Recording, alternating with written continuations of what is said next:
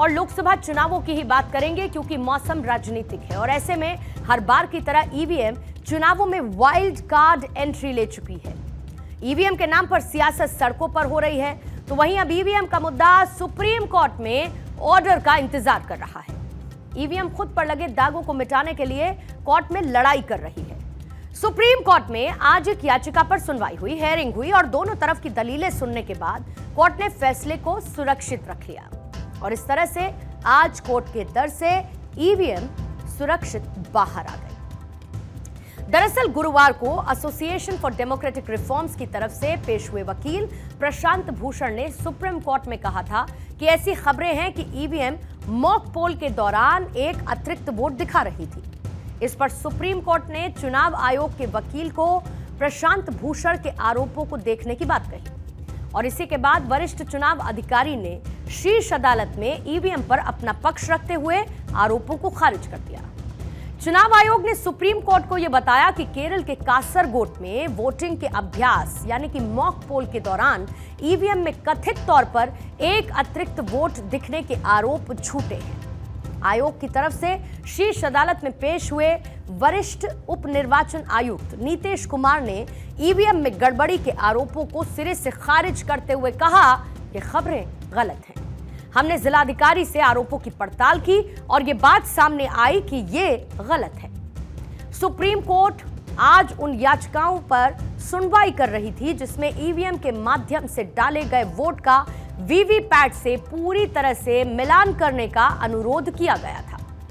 Justice Sanjeev Khanna और justice Dipankar Datta की bench ने इन याचिकाओं पर चुनाव आयोग का जवाब सुनने के बाद अपना फैसला सुरक्षित रख लिया। याचिकाकर्ताओं ने वीवीपैट पर पारदर्शी कांच को अपारदर्शी कांच से बदलने के आयोग के 2017 के फैसले को पलटने की भी मांग की, जिसके जरिए कोई मतदाता केवल 7 सेकंड के लिए रोशनी चालू होने पर ही पर्ची देख सकता है। इस दलील को सुनने के बाद कोर्ट ने कहा, it's going too far, you can not suspect everything.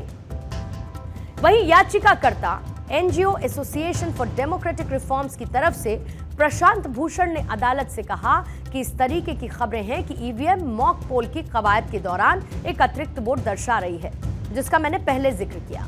अब वो क्या कहते हैं जरा वर्बेटम सुनिए। केरल के कासरगोड में मॉक पोल हुआ, 4 ईवीएम और वीवीपैट में बीजेपी के लिए एक अतिरिक्त वोट दिख रहा था। मनोरमा ने इस रिपोर्ट को जारी किया। इस पर बेंच ने चुनाव आयोग के वकील से कहा, मिस्टर मनिंदर सिंह, प्लीज इसे क्रॉस चेक कीजिए। ईवीएम को लेकर जारी उठ रहे सभी सवालों का जवाब देते हुए चुनाव आयोग ने कहा है कि इलेक्ट्रॉनिक वोटिंग मशीनों को बनाने वाली कंपनी को यह नहीं पता होता कि किस बटन को किस राजनीतिक पार्टी को दिया जाएगा या फिर किस मशीन को किस राज्य या फिर क्षेत्र में भेजा जाएगा। ईवीएम और वीवीपैट इकाइयों के काम करने के तरीके के बारे में सवालों का जवाब देते हुए आयोग ने कहा कि वोटिंग यूनिट में एक बैलेट यूनिट, कंट्रोल यूनिट और एक वीवीपैट यूनिट होता है जो कि मूल रूप से इसे एक प्रिंटर है। वोटिंग से 7 दिन पहले उम्मीदवारों या फिर उनके रिप्रेजेंटेटिव्स की उपस्थिति में वीवीपैट मशीन के 4 MB फ्लैश मेमोरी पर चुनाव चिन्हों की तस्वीर अपलोड की जाती है। अधिकारी ने बताया कि बैलेट यूनिट उम्मीदवारों या फिर चुनाव चिन्हों के प्रति असंवेदनशील होती है और इसमें सिर्फ वही बटन होते हैं जिसके सामने पार्टी के चुनाव चिन्ह चिपकाए जाते हैं। जब कोई बटन दबाया जाता है तो यूनिट कंट्रोल यूनिट को एक संदेश भेजती है जो वीवीपैट यूनिट को अलर्ट करती है, जो बदले में दबाए गए बटन से जुड़े चुनाव चिन्ह को प्रिंट करता है। इसलिए मैंने कहा एक तरह का ये प्रिंटर है।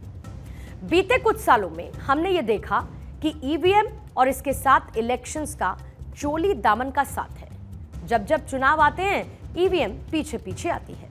हालांकि इस साल ये पैटर्न बदला बदला सा नजर आता है, जहां पर आगे आगे ईवीएम और पीछे पीछे चुनाव। बहरहाल सुप्रीम कोर्ट ने फैसला सुरक्षित रख लिया।